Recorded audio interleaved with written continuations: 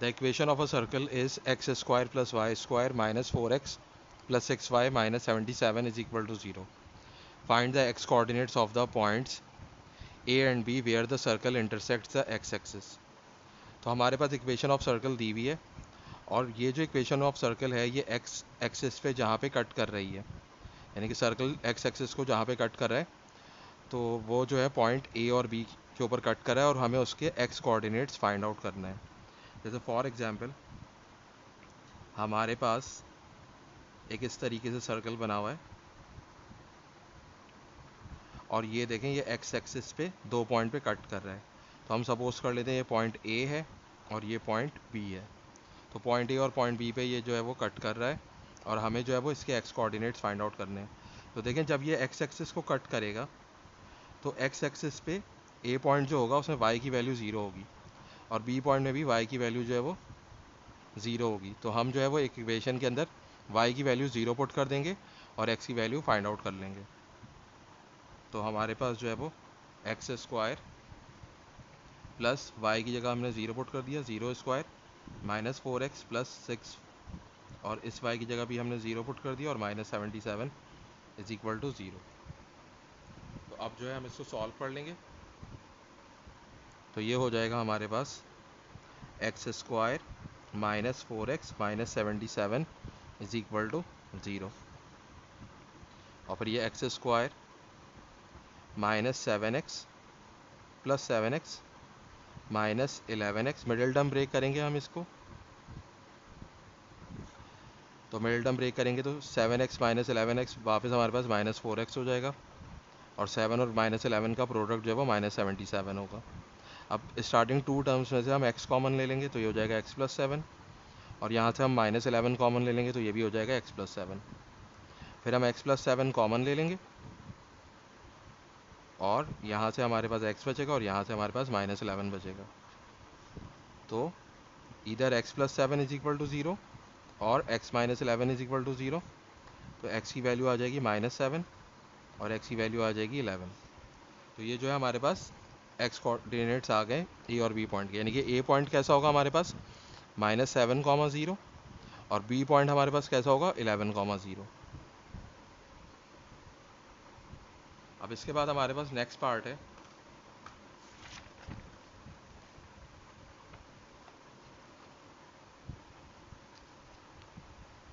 Next part में ये कह रहे हैं find the point of intersection of the tangents to the circle at A and B, यानी कि ए और बी के ऊपर अगर हम टेंजेंट बनाएं तो वो जो है उनका पॉइंट ऑफ इंटरसेक्शन क्या होगा।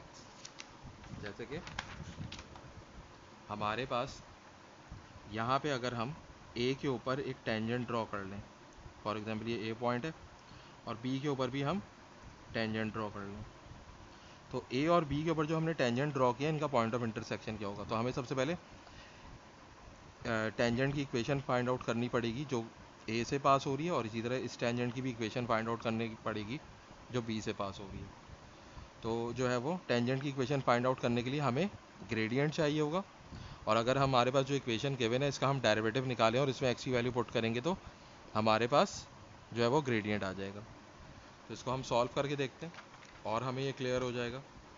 तो सबसे पहले देखें हमारे पास जो इक्वेशन है x square plus y square minus 4x plus 6y minus 77 is equal to zero.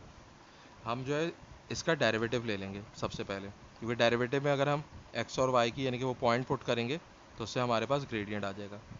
तो बोथ साइड्स पे हम d by d x apply कर देंगे। तो हम जब डेरिवेटिव अप्लाई करेंगे तो हर टर्म के ऊपर डेरिवेटिव अप्लाई होगा।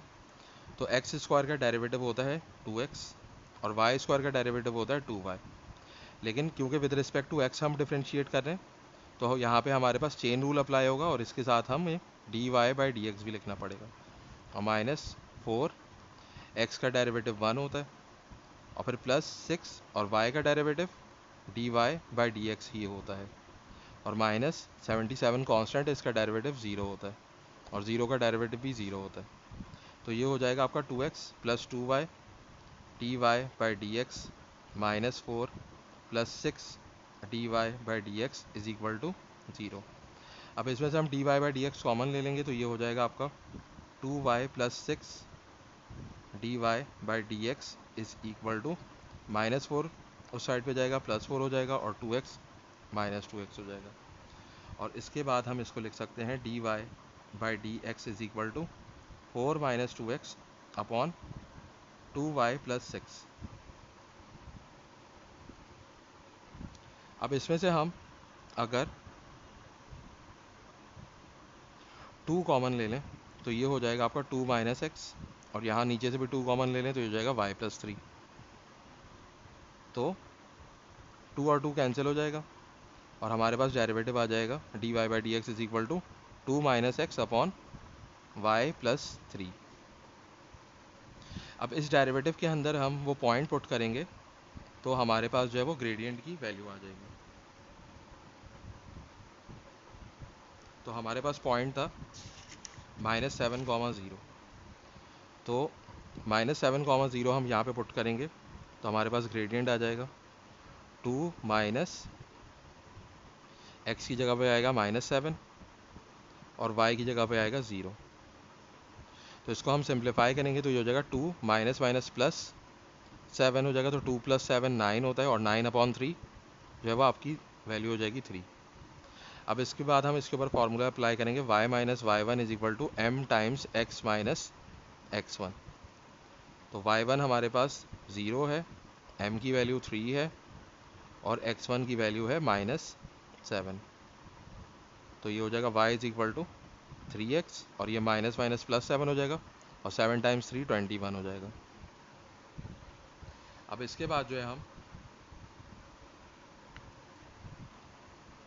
दूसरी इक्वेशन फाइंड आउट करेंगे, और इसमें ग्रेडियंट की वैल्यू होगी हमारे पास जो पॉइंट है, दूसरा पॉइंट जो बी पॉइंट है, बी पॉइंट है हमारे पास -11,0, सॉरी 11,0। तो x की वैल्यू हमारे पास 11 है और y की वैल्यू 0, यानी कि ये हो जाएगा -9/3 -3 हो जाएगा। और अब इक्वेशन ऑफ टेंजेंट के अंदर हम इसको पुट करेंगे y minus y1 is equal to m times x minus x1, जो कि इक्वेशन ऑफ टेंजेंट है। तो पॉइंट क्या है हमारे पास 11,0, तो y की वैल्यू 0 है, m की वैल्यू -3 है, और x1 की वैल्यू जो है वो 11 है। तो ये हो जाएगा आपका y is equal to -3x plus 33। तो ये हमारे पास दोनों टेंजेंट्स की इक्वेशन आ गई है। अब इसको जो है हम यहाँ पे